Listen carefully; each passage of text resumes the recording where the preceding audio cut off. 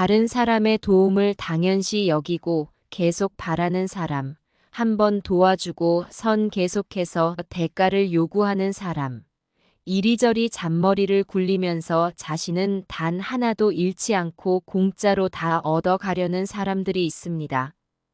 이런 사람들을 흔히 거지 근성이 있다고 말하죠.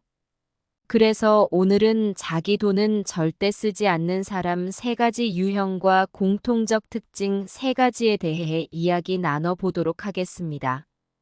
마지막에는 이런 사람들을 어떻게 대응해야 할지에 대해서도 알려드릴 테니 인간관계로 인해 조금이라도 스트레스를 받고 계신다면 꼭 끝까지 시청하시길 바랍니다. 구독과 좋아요는 큰 힘이 됩니다. 클릭 한 번으로 다음 영상을 빠르게 시청할 수 있습니다. 거지 근성은 단순히 돈을 아끼거나 공짜를 좋아하는 것을 의미하는 것이 아닙니다. 인간이라면 누구나 남에게 얻어먹거나 받는 것을 좋아하는 기질을 가지고 있기 때문이죠. 이러한 특성이 도를 넘어 타인에게 직접적으로 피해를 주는 것을 거지 근성이라고 합니다. 그 행위가 불법적이거나 윤리적으로 손가락질 받을 만한 행위를 하는 것이죠. 이런 사람들은 크게 3가지 유형으로 나눌 수 있습니다. 첫 번째는 노골적으로 말하는 뻔뻔한 유형입니다. 이런 사람들은 상대에게 대놓고 사달라고 말하는 유형입니다. 밥을 얻어먹기 위해 상대를 치켜 세워주며 축하에 한턱 내야지. 오늘 내가 사는 거지. 라고 말한다던가 가는 김에 내 것도 좀 사줘. 라고 말합니다. 이는 상대방에게 맡겨놓은 것처럼 뻔뻔하게 요구하는 유형입니다.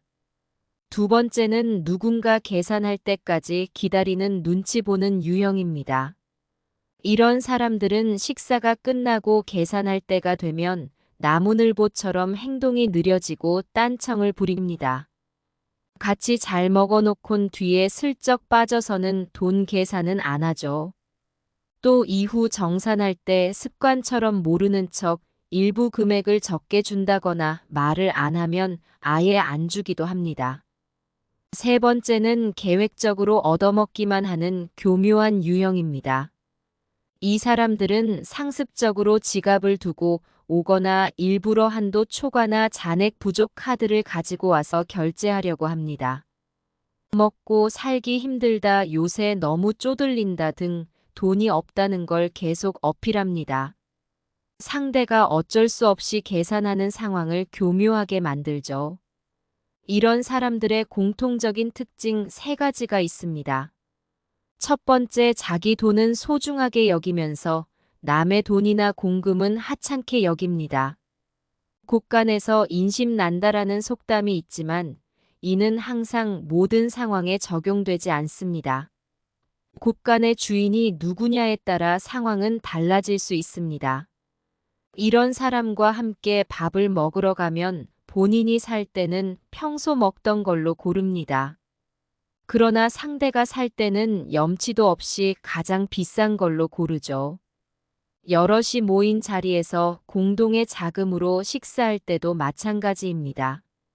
비싼 회를 시키거나 생뚱맞게 모처럼 맛있는 거 한번 먹어보자며 코스 요리나 한우 갈비 같은 제법 비용이 많이 나오는 걸 주문하려 됩니다. 자신의 돈 1,000원은 금으로 여기면서 남의 돈 몇십만 원은 종이장으로 여기는 것이죠. 남의 돈을 가지고 생색을 넘어서 강요를 하고 있으니 이런 사람과 정신적으로나 감정적인 교류를 하고 싶은 사람은 없을 것입니다.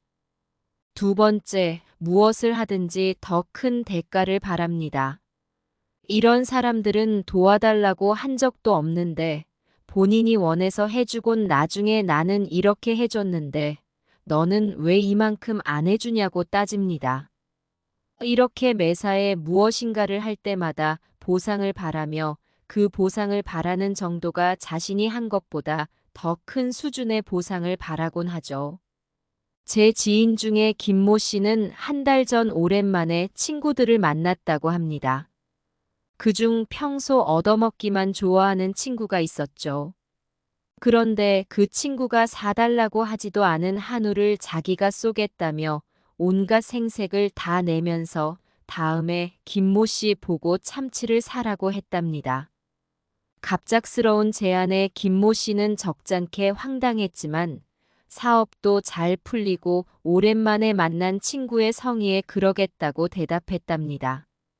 그러고 며칠 뒤 그 친구에게서 참치 언제 살 거냐며 계속 연락이 왔다고 합니다.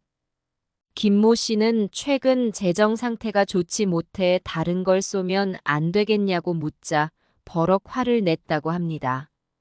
비싼 한우 얻어먹고 고작 그걸로 퉁치려 하냐고 말이죠.